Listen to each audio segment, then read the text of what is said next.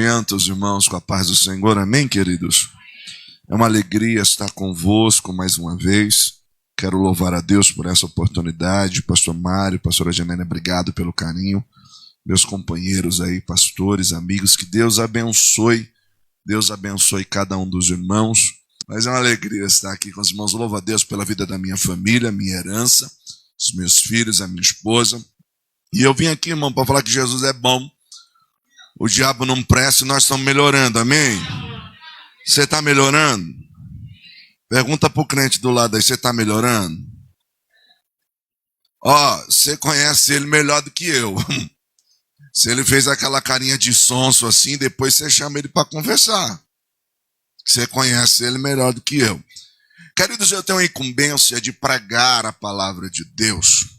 E o pastor Mário, um homem de Deus, me deixou na liberdade. Eu mandei uma mensagem para ele.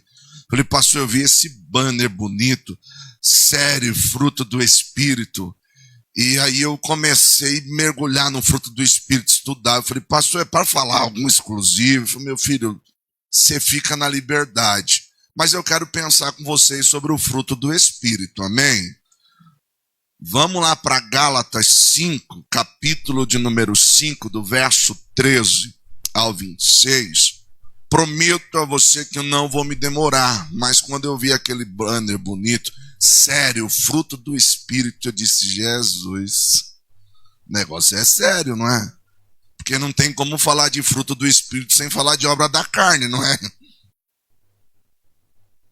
Mas a culpa é dele, mandou o banner primeiro. Depois, brincadeira, irmãos. Gálatas 5, verso 13 a seguir, diz assim a palavra do Senhor. Irmãos, vocês foram chamados à liberdade, mas não usem a liberdade para dar ocasião à vontade da carne. Pelo contrário, sirvam uns aos outros mediante o amor. Toda lei se resume num só mandamento. Ame o seu próximo como a si mesmo. Mas se vocês se mordem e se devoram uns aos outros, cuidado para não se destruírem mutuamente. Por isso digo, vivam pelo Espírito, e de modo nenhum satisfarão os desejos da carne. Pois a carne deseja o que é contrário ao Espírito, e o Espírito o que é contrário à carne. E eles estão em conflito um com o outro, de modo que vocês já não fazem o que desejam.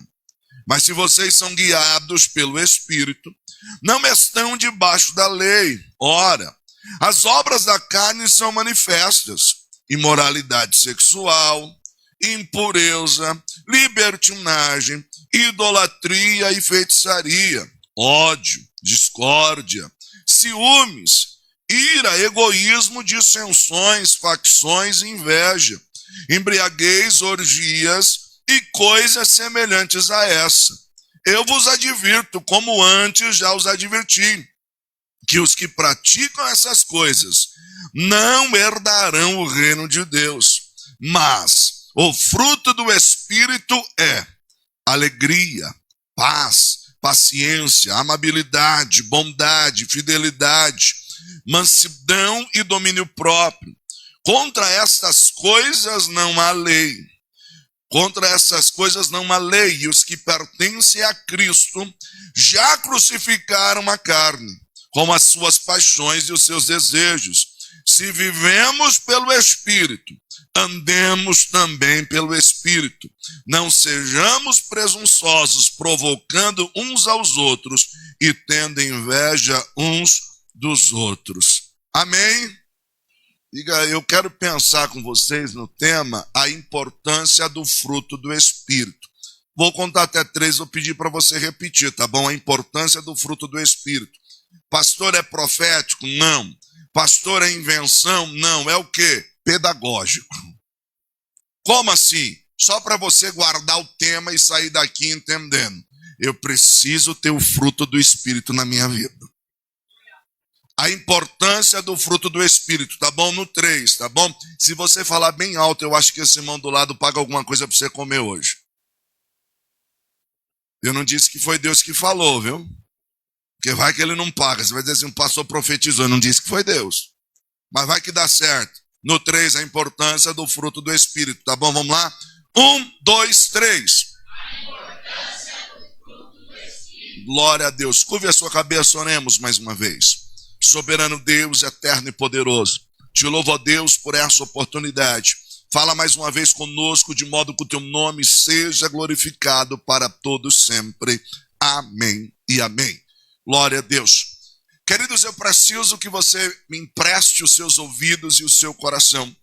Porque antes de entrar no texto precisamente, eu preciso fundamentar a mensagem para que você possa compreender. Há um contexto, há um pano de fundo. Eu aprendi desde cedo que texto sem contexto é pretexto para heresia. Escute, o texto que outrora acabamos de ler está inserido naquilo que é conhecido como a carta de Paulo aos Gálatas. É interessante porque esta carta de Paulo, ela nos chama a atenção porque é a única carta que Paulo não escreve exclusivamente a uma igreja. Na verdade, Gálatas ou a Galácia era uma região aonde Paulo, na sua primeira viagem missionária, fundamentou algumas igrejas juntamente com Barnabé. O que chama a atenção é que quando Paulo fundamenta a igreja, planta essa igreja, Paulo sai de lá. E quando Paulo sai dessa igreja, olha que interessante, vem um grupo de judaizantes que entram lá no meio e diz assim: vocês aceitaram Jesus, legal, mas deixa eu falar uma coisa para vocês, se vocês não cumprirem os ritos da lei, é vazio. Só Jesus não basta, só Jesus não adianta. Olha que interessante pensar sobre isso. Por quê?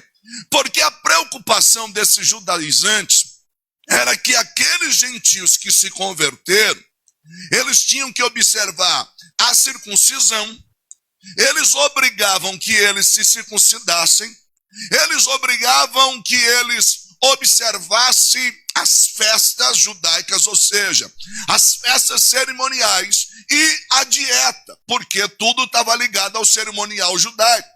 No entanto, eles invalidavam toda a obra de Cristo. Paulo, então, vendo que isso estava acontecendo, escreve a carta, e essa carta ia circular na região, dizendo para eles assim: querido, deixa eu dizer uma coisa para vocês, Cristo é suficiente. Cristo é suficiente. Então esse é o pano de fundo da carta. Ele escreve para combater aqueles que queriam de alguma forma transformar os gentios em judeus. Nós chamamos eles de judaizantes. Mas olhando para o texto que li, já te dei o pano de fundo. A ideia é essa. Qual que é a proposta? Ele escreve para combater os legalistas, aqueles que queriam transformar o povo em judeu. Aliás, isso é um problema que nos afeta até hoje.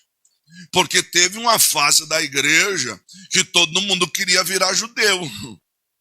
Teve um momento da igreja que você começava a buscar na sua árvore genealógica para ver, principalmente quem tem um pezinho lá no Nordeste. Se você estudar um pouco de história, você vai ver que por conta das perseguições à nação de Israel, o povo chegava lá por meio dos mares no Nordeste. Então muita gente de lá tem um pezinho lá, diz: eu sou judeu. Aí o irmão se chamava José, aí disse: não, agora é Yosef. Agora é... irmão João, Johanan, não sou João. A gente tinha essa ideia. No entanto, quando Paulo está escrevendo no capítulo de número 5, e eu preciso que você entenda, porque isso vai falar com a gente nos nossos dias, Paulo vai nos tratar o seguinte, que a igreja está enfrentando dois tipos de problema. O primeiro problema é o legalismo, ou seja, as pessoas que vinham defendendo o ritualismo. Eles achavam que Cristo era insuficiente. E aí o que me chama a atenção é que Paulo escreve para eles nos capítulos 1 dizendo assim, engraçado, eu fico impressionado como vocês desviaram do evangelho que de mim ouviram e deram ouvido e aceitaram o outro evangelho, que na verdade não é evangelho. Sabe o que Paulo está falando para a igreja? Eu fico assustado. Como falta em vocês firmeza. Pastor, o que isso quer dizer para nós hoje? Você entra aqui, ouve uma palavra, põe o pé para fora, alguém fala alguma coisa para você, você desacredita. Você para, desanima. Não. O que Deus falou ao teu respeito, a palavra que sai desse altar é verdadeira. Queira Satanás ou não, goste o teu vizinho ou não, goste o teu parente ou não, o que Deus falou ao teu respeito é a verdade. Então guarda no teu coração. Aí você tem o outro extremo. Se Paulo tem um problema com os legalistas, aqueles que impunham no povo um jugo que nem eles podiam suportar, em contrapartida, Paulo também fala de uma liberdade exacerbada que estava acontecendo no meio da igreja. Aí Paulo diz assim, gente, eu estou bem com vocês. De um lado tem um que quer virar judeu, e do outro lado tem um que é tão light que acha que não tem que obedecer a palavra.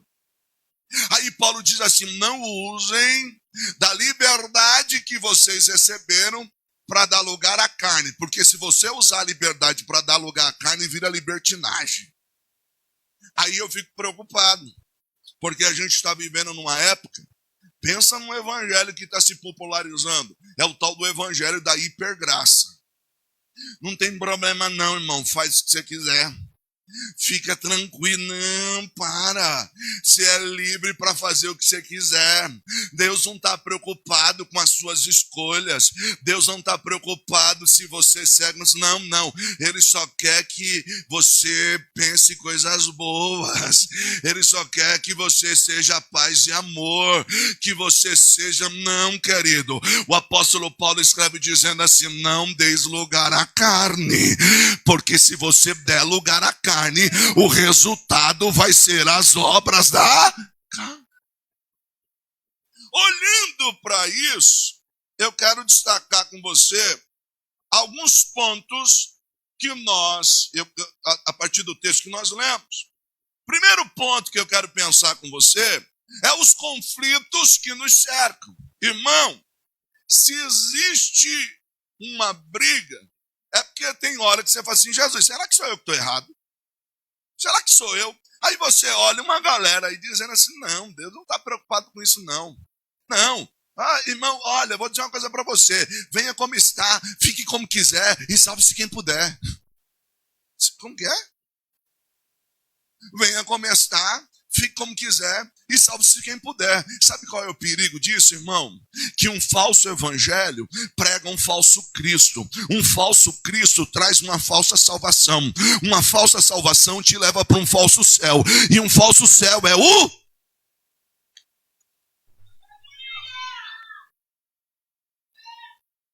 Eu estava brigando o tempo todo ali. Eu falei, Jesus, eu vou pregar o Vale de Ossos Secos. Eu vou pregar, eu vi os irmãos cantando, lendo leitura. E Deus falou, fica na palavra que eu te dei. Irmãos, olha que interessante. Havia duas igrejas dentro de uma mesma igreja. E o que Paulo está escrevendo, está dizendo para nós assim, meu filho, deixa eu dizer uma coisa para você, os extremos são perigosos, não adianta você achar que você vai receber de Deus pelo seu esforço humano, não é o seu ritualismo, irmão, eu gosto de monte, eu gosto de orar, eu gosto de estar lá, mas deixa eu dizer uma coisa para você, não é se eu vou subir um monte de joelho, ou se eu vou colocar uma cruz nas costas e vou andar a doutrina inteira, que eu vou receber algo de Deus. Paulo está dizendo, deixa eu lhe dizer uma coisa, Cristo já pagou o preço pela tua vida, a cruz de Cristo é suficiente. Sabe o que Paulo está dizendo para mim e para você? O sacrifício dele no Calvário te trouxe vida, o sacrifício dele no Calvário te trouxe restauração, o sacrifício dele no Calvário te coloca de pé. O problema é que nós somos tão pegos por isso, que aí a gente pensa que é por mérito nosso. E aí eu entro naquele erro. Meu Deus, eu olho para o versículo e em vez de dizer para Jesus, digo assim: bendito seja eu, santificado seja o meu nome. Eu chego para o grupo na qual lidero e digo para o grupo: sem mim nada podeis fazer. Está melhor do que Jesus. Pastor, o senhor pode pregar aqui? Eu disse assim: não posso porque agora Deus me levantou. E como Deus me levantou agora, irmão, eu já coloquei um propósito. Só prego de 200 membros para cima. Está melhor do que Jesus. Porque Jesus foi pregar no sol escaldante do meio-dia, não tinha comida ainda, mandou os discípulos entrar por dentro de Samaria, disse assim: procura, vai lá comprar alguma coisa para nós comer. E aí ele está lá na ponta do poço esperando, diz assim: ela vai chegar, porque eu vim aqui foi para pregar para ela. Eu vim aqui para pregar para ela. Mas olha que lindo, Jesus pregou para ela. Obviamente eu não vou pregar o texto, mas você conhece a narrativa. Jesus cria um ponto de encontro, uma aproximação, dá um pouco d'água, assim: como é que você pede para mim, tu judeu e eu sou samaritana? E Jesus honesta: se tu soubesse quem é que está pedindo. Se tu soubesse quem é que está pedindo, eu te daria água viva e tal. E aí Jesus vai desenrolando. Aí Jesus pregou para uma, não foi? Aí ela entra na cidade dizendo: venham ver o homem que tem falado tudo sobre mim.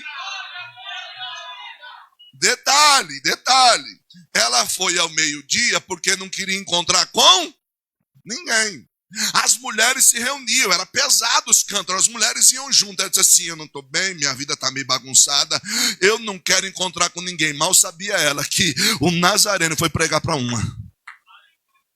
Sabe qual é o resultado de Cristo? É que ela entra na cidade gritando: venham ver, venham ver, venham ver. Aí o povo da cidade vem. Aí você vai olhar lá no verso, o povo diz assim: agora nós cremos, não por aquilo que você fala, agora nós cremos porque os nossos olhos têm visto. Deixa eu lhe dizer uma coisa: a cruz de Cristo é suficiente. Ele é poderoso para fazer. Mas quando você fica achando que é meritório, é complicado. É por isso que tem muita gente que para na caminhada. Irmãos, ele torna-se um carrasco de si mesmo. Ele pega um jugo que nem ele consegue suportar. E aí a gente começa a criar coisas. Em contrapartida tem um outro lado. O extremo sempre é perigoso. Aí você fica no meio de tudo isso. Ô Jesus, como é que eu sou? Ô Jesus, meu irmão levou na igreja A, não pode isso, não pode aquilo, não pode aquilo. Aí eu vou na igreja B, aqui pode tudo. Aí eu vou na igreja C, disse assim: não, então aqui a gente só pode no meio. Aonde eu vou? Aí Paulo diz assim: anda no Espírito. Quem que está certo? Anda no Espírito. Como é que eu faço para saber quem está certo? Anda no Espírito, anda no Espírito, anda no Espírito. Querido, para. Você está criando um modelo a partir do fulano que você segue. Está criando um modelo a partir do Beltrano. É porque eu vi o pastor famoso e ele disse que não tem problema não. Querido, se ele for para o inferno, tu vai também. Anda no Espírito, anda no Espírito.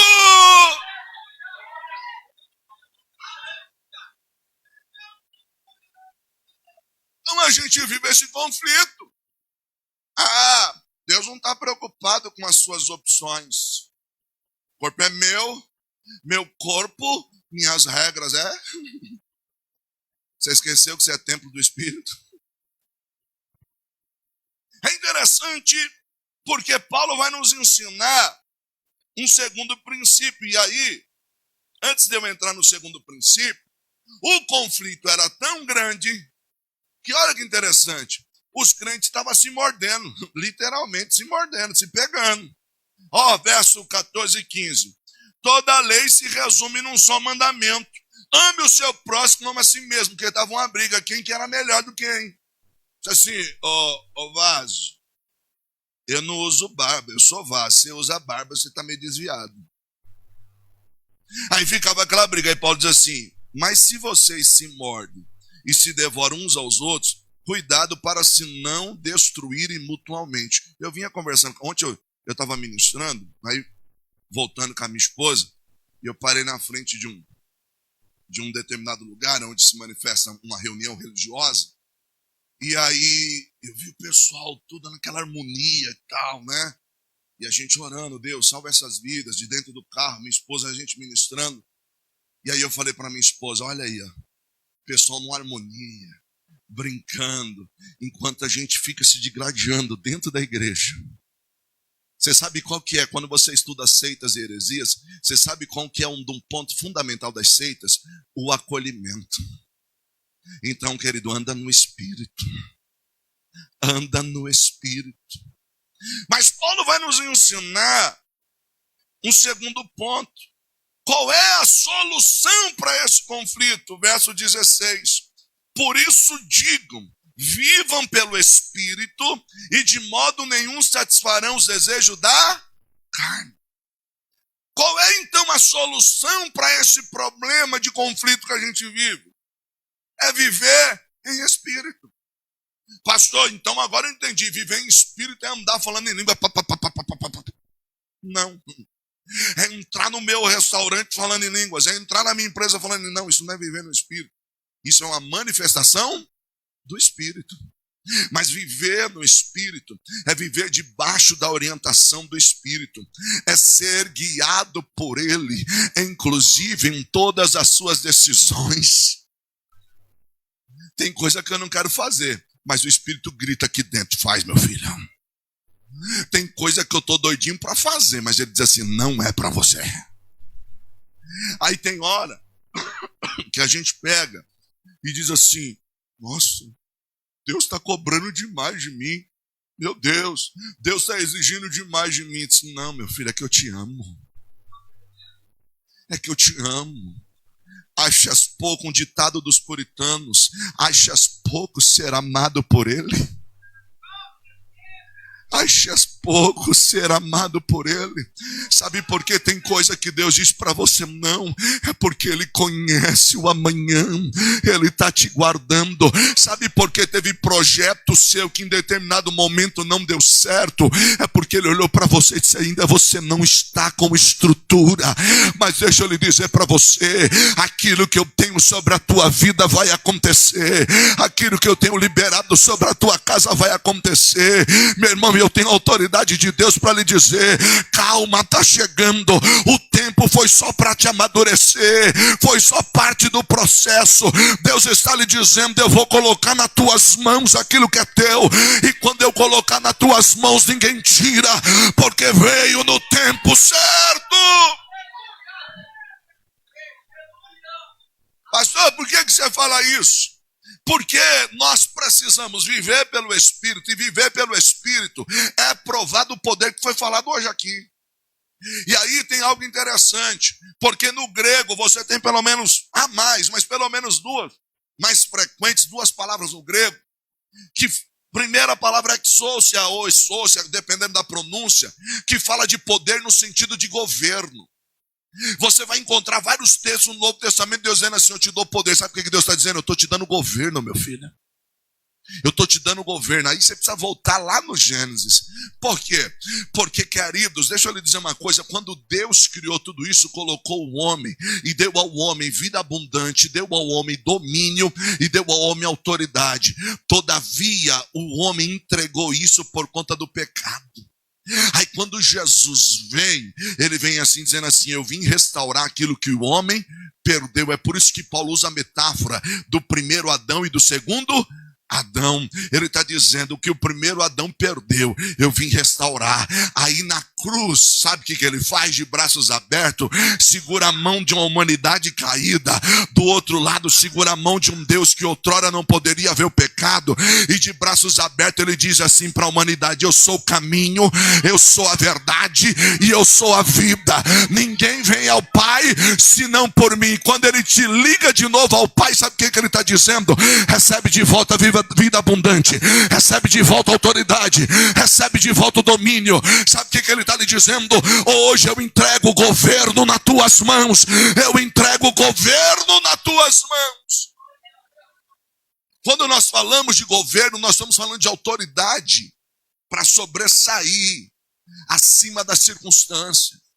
E aí a outra palavra é dunamis, ou dínamos, que fala do poder sobrenatural. Quando a mulher com fluxo de sangue toca na orla de Jesus, lá no seu manto, ele diz, alguém me tocou, porque eu senti que de mim saiu virtude. Ali é dínamos, que fala de um poder explosivo. Sabe o que Deus está dizendo? Eu não apenas estou lhe dando governo, mas estou colocando sobre a tua vida um poder sobrenatural.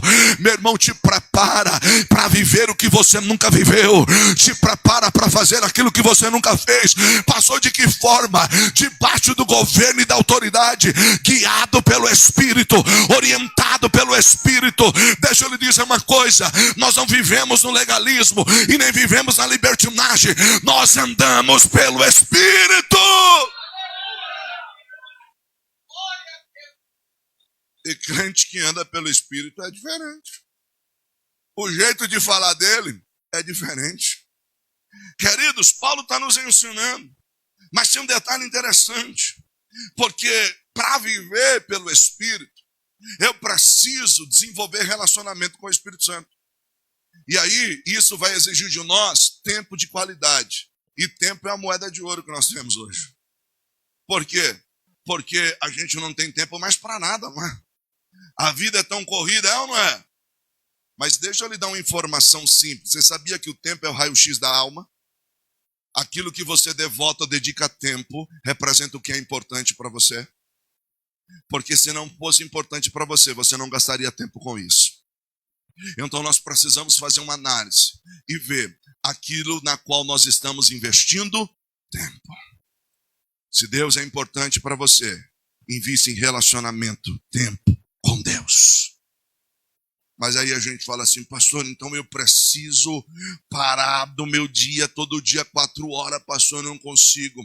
Queridos, obviamente cada um precisa do seu devocional, mas gastar tempo com Deus é andar com Ele. Sabe aquela coisa assim que você está assim na comunhão, você está dirigindo um carro e tem alguém do lado falando assim, meu, o cara é doido, o cara está falando sozinho, você está aqui, Espírito Santo. Não.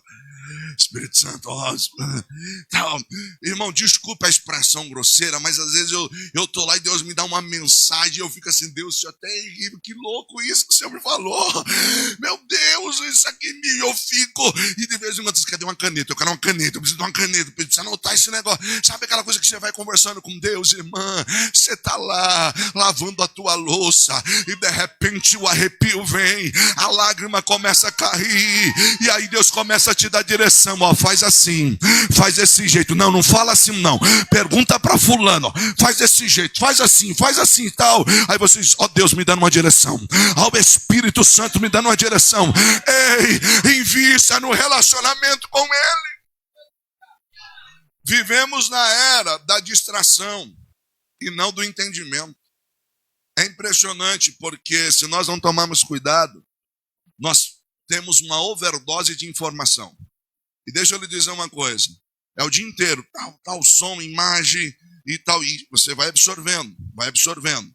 Só que você precisa entender uma coisa, aquilo que o teu cérebro consegue processar, vira conhecimento. O que ele não consegue processar, vira lixo. Só que eu e você, no celular, no tablet, no computador, a gente tem uma tecla delete. Aqui, a gente não tem. E aí, excesso de informação, excesso de muita coisa, e isso vai nos desgastando. Mas Paulo está dando um conselho para nós, começa a andar no Espírito. Eu vou te mostrar coisas que você ultimamente não andou vendo, mas eu vou te mostrar. Aí quando você está no Espírito, Deus está falando assim, tá vendo fulano? Vigia com ele. Lá na empresa, tá vendo ciclano? Vive dando tapinha nas suas costas. Vigia com ela. Daqui a pouco Deus te dá um sonho. Do sonho Deus te dá um discernimento. Você diz, esse Deus é terrível. Deus faz uns negócios assim, irmãos. Mas eu queria pensar com você num terceiro ponto. Qual é o terceiro ponto que Paulo está nos ensinando? É que existe uma grande guerra interna. E sozinho nós não podemos vencer. Verso 17. Pois a carne deseja o que é contrário ao Espírito, e o Espírito o que é contrário à carne. Eles estão em conflito um com o outro, de modo que vocês já não fazem o que desejam. Irmão, Paulo está dizendo assim, a gente tem uma guerra todo dia. Você enfrenta uma guerra todo dia. Só que sozinho você não vai vencer. Não consegue. Não consegue. Não tem como. Irmãos, é interessante porque eu poderia, não se escandalize, mas eu poderia usar aqui uma expressão dizendo que o crente de vez em quando parece que é bipolar. Como que ele é bipolar, pastor? Porque tem hora que ele está na carne. Daqui a pouco ele está no espírito. A esposa vai conversar com o marido e diz assim, Jesus, e agora? Ele está na carne ou está no espírito? Ela não sabe muito bem. Por quê? Porque o homem é bipolar. O homem é bipolar. Aí o homem olha para a esposa e diz assim, Senhor, me dá uma revelação. Agora ela está na carne ou está no espírito? Porque de vez em quando ela diz assim, nem vem que hoje eu não estou boa. Você conhece alguém que faz assim? Pelo amor de Deus, não aponta ninguém não para não ficar chato. Eu não vim causar confusão. Mas, querido, olha que interessante. Quando Paulo fala da nossa carne, ele está falando da nossa natureza pecaminosa. Que desde o Éden, nós herdamos do Adão essa inclinação para o mal. E quando nós falamos de carne, eu estou falando da junção do meu eu com o meu corpo ligado aos meus instintos, à minha biologia, ao sangue quente que corre aí dentro. O que Freud usava, e muita gente usa, o pensamento freudiano, o pai da psicanálise, Freud dizia o seguinte, você tem o id, o ego e o superego. O id está ligado à minha biologia, ao meu instinto, né? Eu vejo só a ponta do iceberg, mas o que tem para baixo aqui, ninguém imagina, e é o meu lado animal, né?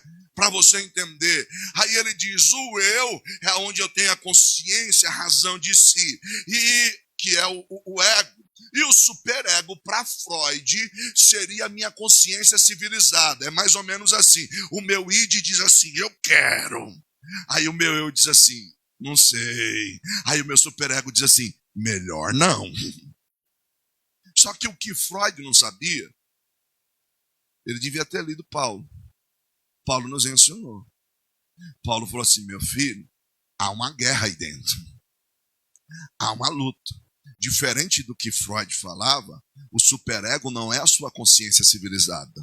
É o Espírito Santo atuando no teu espírito. E aí Paulo está dizendo assim, sozinho você não consegue.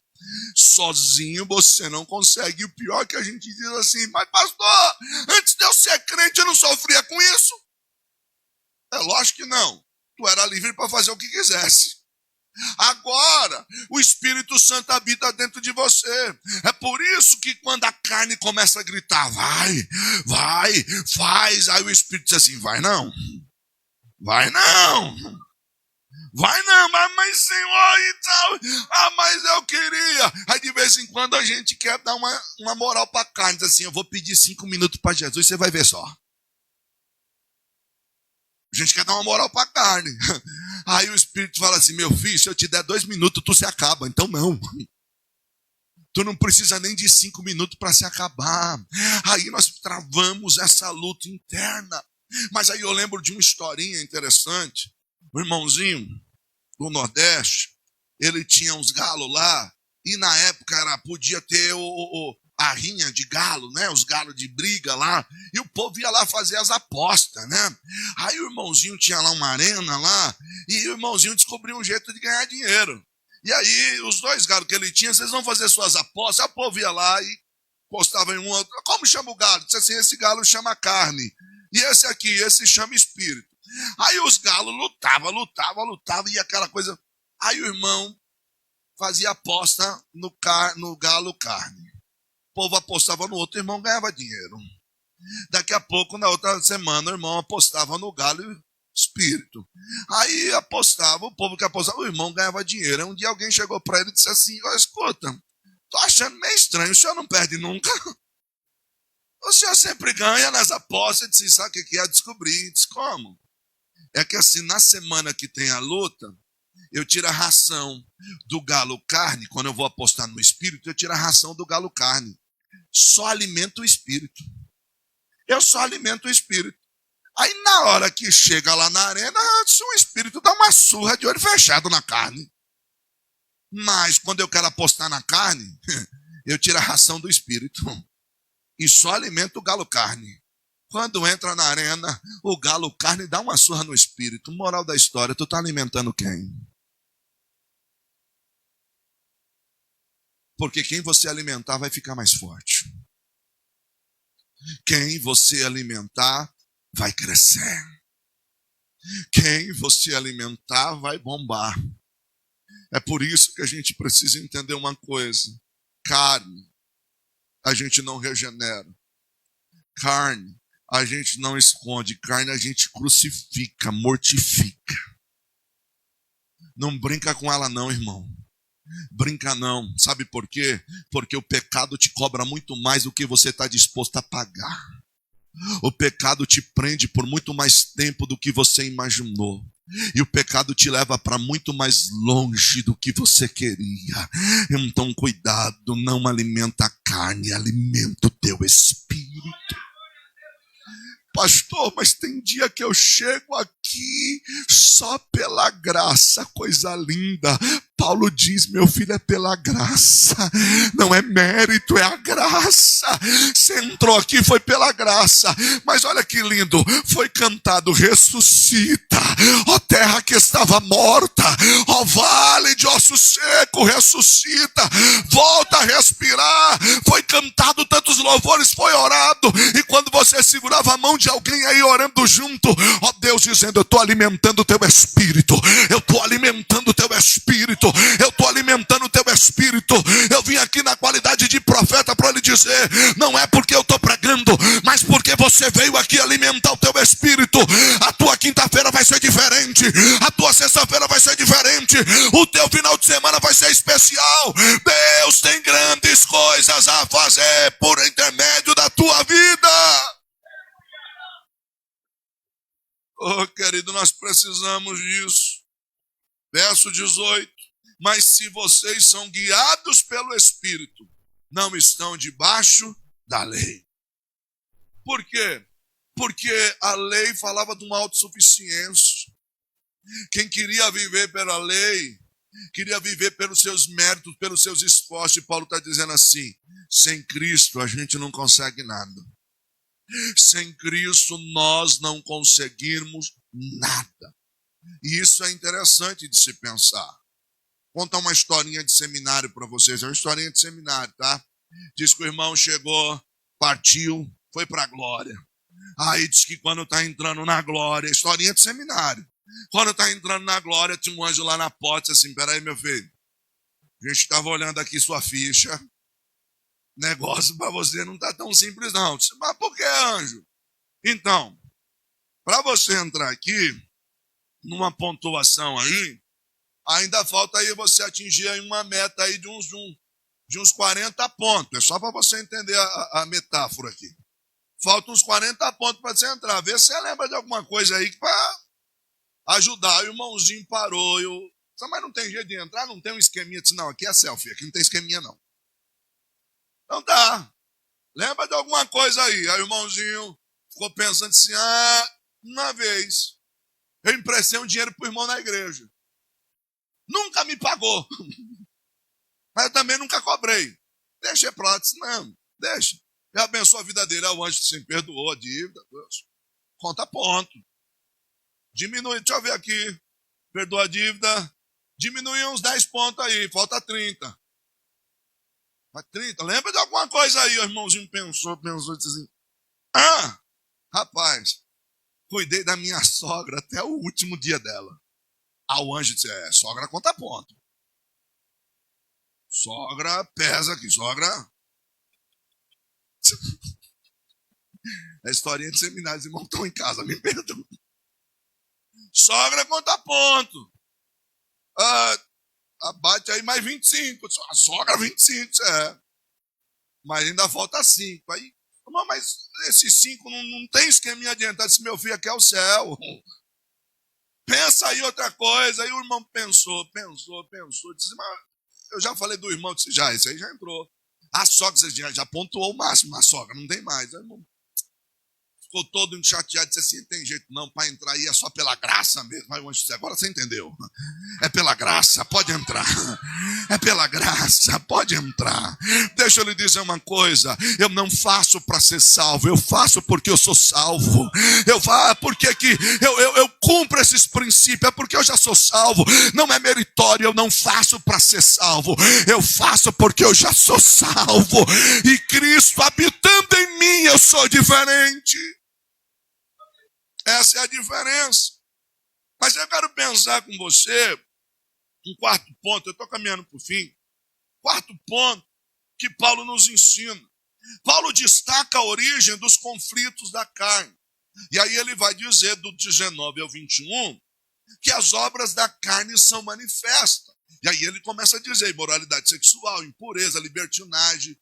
E aí ele vai dizendo assim, irmãos, eu os advirto. E antes já o adverti. Paulo está dizendo assim, eu já falei com você desse negócio aí. E vou dar um toque para vocês. Quem anda na carne não vai entrar no céu. E aí a gente precisa entender uma coisa, irmãos. As obras da carne, elas são resultados do nosso labutar no cotidiano que envolve as escolhas que eu faço e as atitudes que eu acabo tendo. Como assim, pastor? Deixa eu te dizer uma coisa, irmãos. A gente precisa entender que muitas das coisas que hoje a gente está dizendo que é prova são escolhas que nós fizemos. Eu preciso entender uma coisa. Quando a adversidade se levantou, faça a seguinte pergunta. É prova ou é colheita? É prova ou é colheita? Por quê? Porque tem hora que o Espírito fala para você, não faz, e você faz. O Espírito fala para você, não fala, e você fala. E o pior é que a gente diz assim, eu não devia falar não, mas eu vou falar, mas se tu sabe que não devia falar, por que falou? Não é? Eu brinco com a minha esposa lá em casa, a gente fala assim, a gente procura ter, eu falo que é um código de ética nosso. Qual que é o nosso código de ética? A gente fala assim, gente, não traz prova para dentro de casa, já basta as nossas. Você vai pegar a vida dos outros para levar para dentro da sua casa? Então qualquer um que vem comentar, diz assim, gente, deixa pra lá, não. E aí a gente tem um trava-língua. O trava-língua é minha esposa, é assim, quando um vai falar uma coisa, aí o Espírito Santo deu o trava-língua, aí diz, o que foi? Não pode falar? Não, deixa, não, Senhor, tá, o que o Espírito Santo fala, né? Diz que mulher que é curiosa, né? Mas não é não. Porque quando eu dou o trava-língua, ela fala, o que foi? Não pode falar? Eu disse, não, disse, então não fala, meu filho, deixa pra lá. Quando é ela que dá, ela vai falar e para, disse, o que foi? Eu disse, não, Deus sabe, deixa quieto. Mas o que? Pode falar não? Não, antes, deixa eu. Disse, mas por quê? Tu ia pecar se tu falasse? Antes, deixa eu quieto, eu não quero falar. Eu disse, não, mas de quem que é? Você não vai me fazer pecar não, cidadão, deixa eu quieto aqui. Queridos, a gente precisa viver guiado pelo Espírito. Paulo ele vai falar, e a lista, ela não ele não resume, ele diz, e coisas semelhantes a estas. A lista não é exaustiva, ou seja, não acaba ali. E é interessante porque, sabe por que nós precisamos tomar cuidado? Porque se você for olhar as obras da carne, ela atinge 4 áreas da nossa vida. Primeira área, vida sexual. Prostituição, impureza, lascívia. E aí, deixa eu lhe dizer uma coisa para você. Você sabia que os olhos e ouvidos são portas de entrada para o nosso ser? Aquilo que a gente ouve e aquilo que a gente vê tem o poder de construir um pensamento. E esse pensamento dispara um gatilho. Você, ó. Aí, pastor, não tem nada a ver não. Eu gosto tanto de assistir a Fazenda. Tu fica assistindo a Fazenda e a casa indo para a roça. Irmão, você não sabe o quantos de gatilhos são disparados enquanto você está assistindo certas coisas. Você viu um negócio, Aí você pensa que não, daqui a pouco te constrói um pensamento, e esse pensamento vai virar um sentimento, e esse sentimento vai virar uma ação. Pensamento, sentimento, comportamento. Semeia-se um pensamento, colhe-se um ato. Semeia-se um ato, colhe-se um hábito. Semeia-se um hábito, colhe uma eternidade. Então, cuidado. E tudo pode ter começado a partir de um pensamento que você viu algo. Mas nos afeta também a vida religiosa. Como assim? Idolatria e feitiçarias. Quando a gente fala de idolatria, nós, avivados pentecostais, assim, misericórdia, pastor, eu lá quero saber de idolatria, só que existe algo conhecido como ídolos do coração. E aí vou lhe dizer uma coisa, tudo aquilo que ocupa o lugar de Deus no teu coração constitui um ídolo.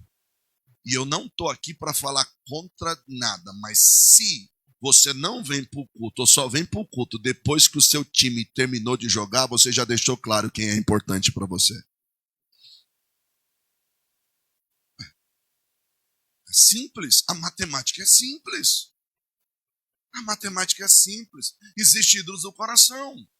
Se você amar mais o seu carro do que quem está com você, você já mostrou que ele pode se tornar uma idolatria. Uma empresa pode se tornar uma idolatria.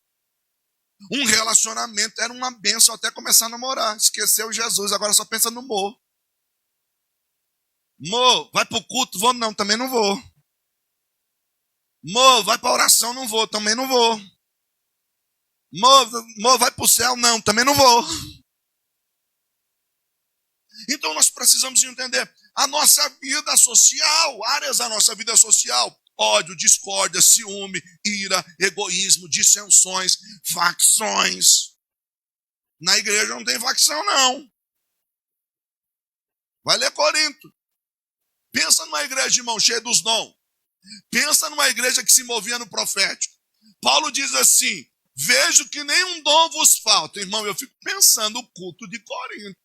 O povo, um falando língua, o outro interpretando. Daqui vem outros sinais, maravilha. O outro diz, meu Deus, o negócio é forte. Aí Paulo diz assim, infelizmente eu não pude falar com vocês como espirituais, porque havendo dissensões, discórdia entre vós, porventuras não sois carnais. Eu fiquei sabendo pelos da casa de Cloe. Paulo é lindo, porque ele dá um endereço. Paulo não vem assim, dizendo assim, um passarinho me contou. Porque se Paulo escreve um passarinho me contou, a igreja diz assim, tá doido, agora tá falando com um passarinho. Então Paulo diz assim, quem falou tem que sustentar o que falou. Então os da casa de Cloe, porque aqui não é disse, me disse. Se falou tem que ter endereço. Os da casa de Cloe, posso citar vocês na carta? Aí Paulo, misericórdia, Paulo, não fala isso não. Ué, mas tu não falou que viu? Aí Paulo escreve assim, porventura dizendo vós, eu sou de Apolo, eu sou de Paulo, eu sou de Pedro, que é Cefas, e eu sou de Cristo. Aí a gente estuda esse texto, Paulo vai dizer assim, eu dou graças a Deus que eu não batizei quase ninguém. Se eu lembro, foi poucos aí. Por quê? Porque o pouco que ele batizou, então diz assim, irmão, você sabe quem me batizou? Foi Paulo, varão. Você tá doido? Quem te batizou? Eu acho que foi Pedro. Você sabe que... Aí o outro diz assim, você sabe com quem que eu estou cultuando agora? Com Apolo, o cara é de Alexandria, irmão. Outro nível. Ou diz assim, pois eu prefiro ficar com Pedro ali, tradicional. Segue a lei, firme. Aí outro diz assim, pois eu sou de Cristo.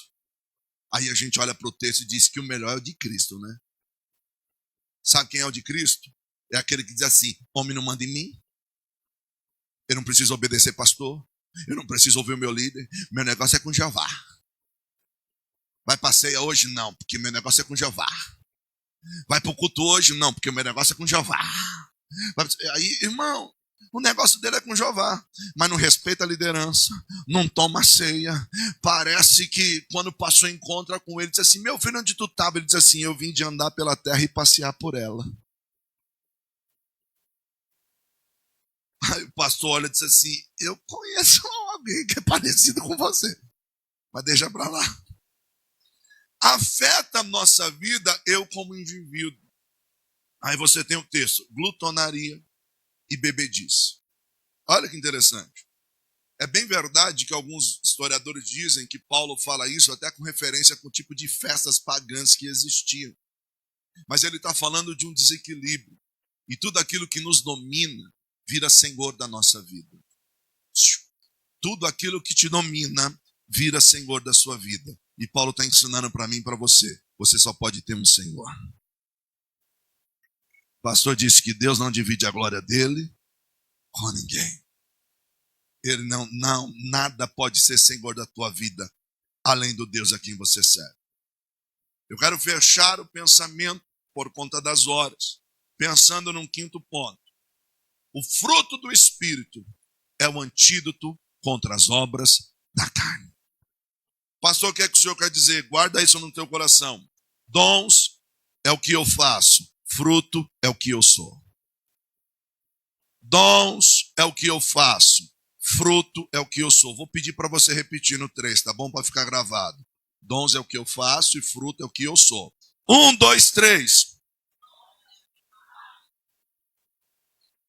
Aí você diz assim, pastor, mas o cara faz muitos sinais, o cara faz muita coisa. Só que está escrito lá, naquele dia alguém vai dizer assim, Senhor, no teu nome eu fiz isso, no teu nome eu fiz aquilo, no teu nome eu fiz aquilo. E ele vai dizer assim, quem é você?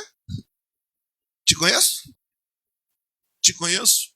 Mas quando eu tenho fruto do Espírito na minha vida, revela quem é que está habitando em mim. Por quê? Porque, queridos, enquanto a obra da carne, as obras que está no plural, é resultado das nossas escolhas erradas, o fruto do Espírito é a realização do Espírito em nós. Então não é o que, pastor, como é que eu preciso fazer para conquistar? E não é plural, é o fruto, é como se fosse uma mexerica, uma bergamota lá que tem muitos gomos. Pastor, como é que eu faço para conquistar mais dos gomos? Não, meu filho. Isso não é movimento humano, isso é divino. Quem dá é o Espírito. Então o que eu faço? Andar em? Simples. Eu não tenho que inventar, eu só preciso andar em espírito, porque as obras da carne são resultado das minhas escolhas, mas o fruto do Espírito é a excelência com quem eu ando. Você anda com Deus, você tem algo sobre a tua vida que é diferente. E aí, queridos, a gente precisa entender uma coisa. Paulo ele fala, para resolver essa briga que há entre vocês precisam entender alguma coisa. O mandamento se resume em tudo isso. Ama o teu próximo. E ele vem falar do amor. Por quê? Porque se eu amar o meu próximo como a mim mesmo, eu não vou desejar nada para ele que eu não queira para mim. Simples. E aí ele usa como base o amor. E aqui no grego é o agape, o ágape, é o amor ágape. O grego ele usa 4 palavras para definir amor. Primeira palavra é o eros, que é o amor que a gente chama da paixão ardente, que está ligado aos nossos instintos. Então você viu a pessoa e alguém diz assim, eu estou amando. Você não está amando, você apenas se sentiu atraído. Não é que você está amando, você se sentiu atraído. Aí o grego usa a expressão, o amor philos, o phileu, que é o amor filantrópico, o amor que nos une em amizade, amigos, parentes distantes. A gente fala do amor histórico, que é aquele amor de esposo, filhos, e o amor ágape. O que é interessante é que o amor ágape ele é compartilhado em nós apenas pelo Espírito Santo. Porque é o amor de Coríntios 13, que tudo sofre, tudo espera, tudo... Irmão, a gente diz assim, o amor tudo espera, a gente não aguenta esperar a esposa se trocar. A gente fica a ponto de morrer. Não, mas o amor, eu li lá no nosso casamento, lembra que o pastor pregou o amor tudo espera? Disse, mas agora eu não aguento mais não. Só que esse amor ágape, ele vem através de ações, através de atitudes. E aí, com a permissão do pastor, eu queria que vocês colocassem de pé para parecer que está acabando. Que aí já alivia o coração dos pastores. Eu sei como que é isso. Quando você coloca a igreja de pé, os pastores dizem assim, glória a Deus, Senhor. Mas de verdade, vem aqui, Cláudia, deixar um louvor no altar. Eu tenho 2 minutos aí e eu encerro. Por que eu disse que este amor, olha, presta atenção. Por que eu disse que este amor se revela por meio de ações? Este amor, ele é expresso através das minhas atitudes. E olha que interessante, pensa aqui comigo uma coisa. Vamos olhar para o fruto do Espírito, que ele no texto apresenta os seus 9 gomos, vamos dizer assim. Então o fruto é o amor. Aí você tem alegria. O que é alegria? É o amor regozijando. O que é a paz? É o amor em repouso. O amor descansando. Estou falando do fruto do Espírito. O que é a longanimidade? É o amor exercendo paciência. É o amor esticando, sabe? Aquela coisa que você diz assim, olha, já era para mim ter perdido a paciência com você, mas você tem o fruto do Espírito. Aí o amor estica assim, ó. É o amor esticando. Aí a gente fala assim, da benignidade. O que é a benignidade? É o amor fazendo bem ao próximo. E o que é a bondade? É o amor em ação. Como assim, pastor? Deixa eu lhe dizer uma coisa. Parece que é a mesma coisa de benignidade, não é? Mas a benignidade fala de fazer só o bem ao próximo. Mas e a bondade? A bondade tem coisa que eu vou fazer que para você vai parecer ruim, mas é para o seu bem. Bondade é o amor em ação. Fidelidade, fruto do Espírito, é o amor cumprindo a sua palavra. Mansidão é o amor suportando as suas ofensas. E essa palavra no grego aqui, manso, ela expressa a ideia de uma fera. E a ideia é o seguinte, não é que você é frouxo, é que você tem força, mas sabe controlar. Então, quando você perdoa as ofensas, não é que você é fraco, é porque quem está sobre você é maior do que aquele que te ofendeu. E aí a gente fala do domínio próprio. O que é o domínio próprio? É o amor se controlando. Aí você diz assim, se dependesse de mim, você ia ver só. Mas quem está no trono da minha vida, disse para mim, deixa para lá, deixa para lá, deixa para lá. E aí eu encerro com o verso de Paulo. Contra essas coisas não há lei. Simples assim. Ande no Espírito e você vai ter uma vida de vitória. Vamos adorar o Senhor? Aleluia.